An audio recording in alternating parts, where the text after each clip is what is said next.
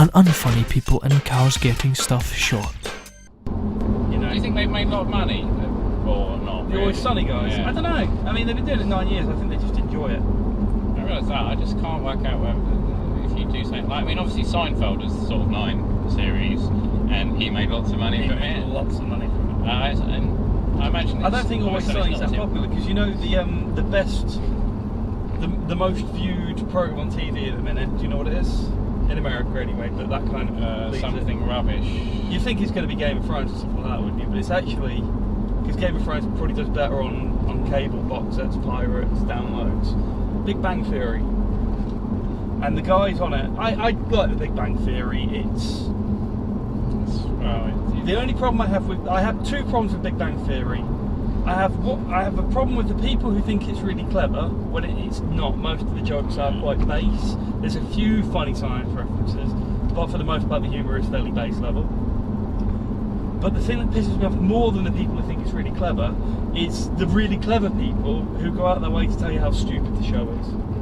Just don't want. It's a show. Yeah. It's a show. Of course, it's going to appeal to the lowest common denominator. That's why it's the most viewed fucking product in America. I can't believe it's the most viewed in America. Yeah, that's crazy. I couldn't either. Maybe it's the most viewed comedy show in America, but either way, the genre we're discussing, it becomes relevant. The actors and actresses on it, they only get paid £350,000 an episode. Dollars. Only? Yeah, sorry. So that's like, you make that that's sound like like £190,000 UK, which is fuck all. Yeah, but you take it when you could get yourself a new car Per every episode. Yeah, no, exactly. It's that's like. All. But they were supposed to start filming Series 8 the other day, and they haven't started filming it. Well, they were supposed to do the table read and then start filming it, but they haven't because they're in salary negotiations. They want to be paid $1 million an episode. But I mean, I could understand it if it was funnier. Well, I mean, Friends, they were getting paid by Series 10 of Friends. They were getting paid $2 million an episode each. Shut up. So before you Really? film an episode, you've spent $12 million. So hang on a minute, that means they're getting the money back in advertising revenue. Yeah, of course they are, yeah. But how do you get $12 million an episode in advertising revenue? Over time, easily Really? over time, yeah. I mean, you think if they ever stopped showing the last episode of Friends aired 10 years ago, which means the first episode is 20 years old. Right. They've not stopped showing it. So what you're saying is that when you have a budget, when the marketing thing, it doesn't have to be per episode because you know it's going to run for long enough. Well, the money's in syndication. I mean, when you think it's $12 million an episode before you even write a single word on a piece of paper.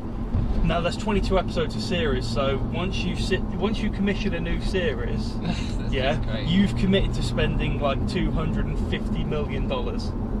Just when you go, yeah, we're doing series 10 of Friends, that's $250 million we've got to find just for the salaries. Because they didn't do product placement, did they? They did a little bit, I'm sure. Because that's where Seinfeld made most of his money, I believe, isn't it? It's quite obvious when you watch it, there's just like a bowl of cereal on the table. But you've also got to remember when Seinfeld was out, there was a lot less choice in what to watch. So, people always say this, why isn't wrestling popular at the minute?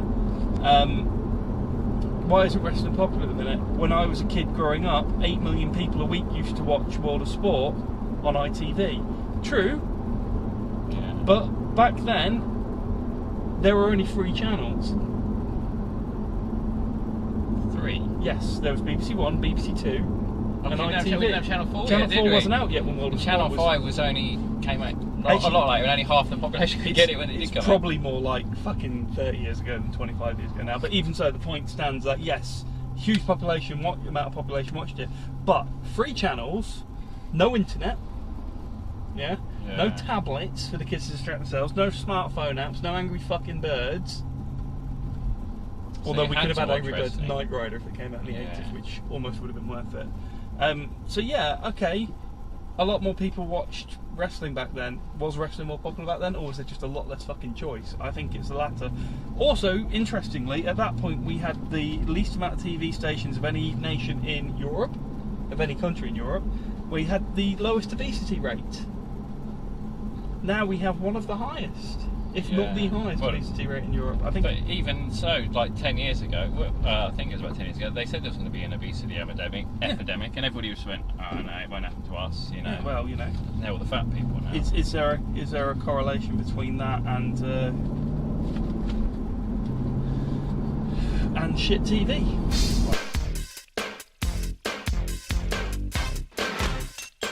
Available now on Amazon.